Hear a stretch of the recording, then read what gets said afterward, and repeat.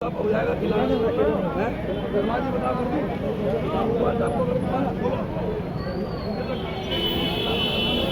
भाई आज सबको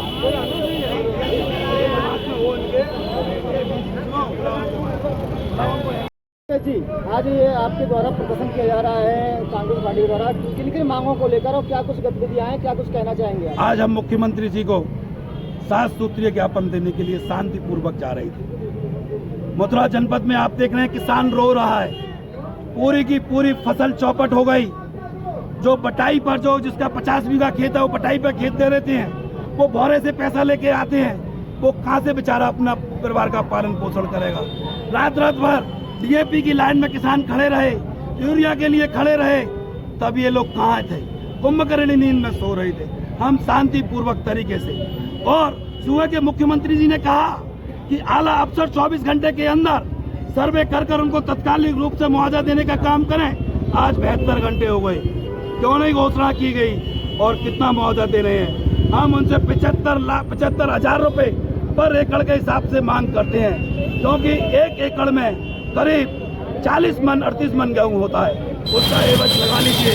अभी तक नेवी में मंडी समितियों में आप जाइए कैसे गेहूँ चल रहा है, उनका गेहूँ खरीदा नहीं गया है। और मुख्यमंत्री जी बड़े बड़े वादे करते हैं, और एक समारोह में मुख्यमंत्री जी मथुरा आ रहे हैं। मेरी मुख्यमंत्री जी से अपील है, किसी किसान का दर्द जाने।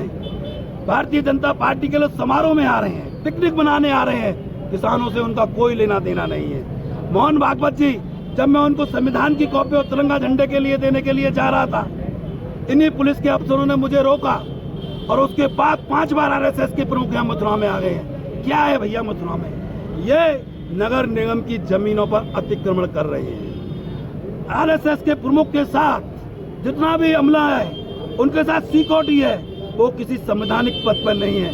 इन्हीं पुलिस वालों ने मेरे से कहा कि वो तो किसी संवैधानिक पद पर नहीं है, उनको ज्ञापन देने क्यों जा रहे हैं? तो पूछना चाहता हूं भाइयों से, तो संवैधानिक पद पे नहीं है तो उसके सर सिक्योरिटी क्यों लगा रखी है? Z+ सिक्योरिटी लगा रखी है। और जब हम शांतिपूर्वक तरीके से हम ज्ञापन देने जा रहे थे, हमारे आदरणीय कोतवाल साहब हमको ये हवाला देते हैं, ऐसा मुकदमा लिखूंगा कि याद करोगे। अरे कोतवाल साहब, हम आपके चरण धोएंगे। आपके भी बच्चे हैं, पुलिस वालों के भी बच्चे हैं, इनके भी माँ बाप हैं, मेरे भी माँ बाप हैं। मैं कसम खा के कहता हूँ अपनी माँ की, कसम खा के कहता हूँ राज धराज की, कसम खा के कहता हूँ या माँ यमुना की, हमने किसी के साथ बदतमीजी की हो। पुलिस खुद बदतमीजी कर रही है और हमसे ये कह रहे हैं कि हमने बदतमीजी की है।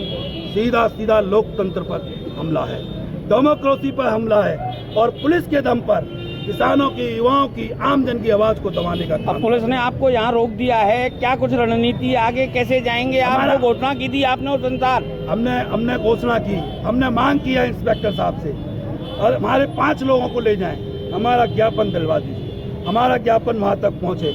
और तत्कालिक प्रभाव से जिलाधिकारी का बार बार हवाला दे रहे हैं इंस्पेक्टर साहब, वो घोषणा करें कि हम किसानों को इतने रुपए पर एकड़ हिसाब से मुआवजा देने का काम करेंगे। इन मांगों को लेकर हमारा मुख्यतः आज ये है।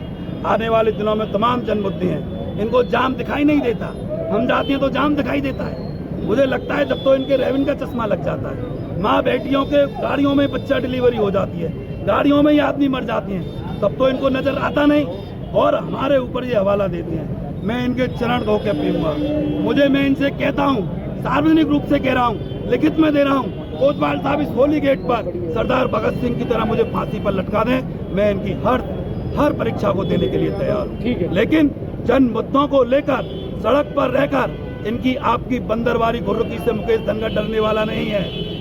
राहुल गांधी प्रियंका गांधी का सिपाही है।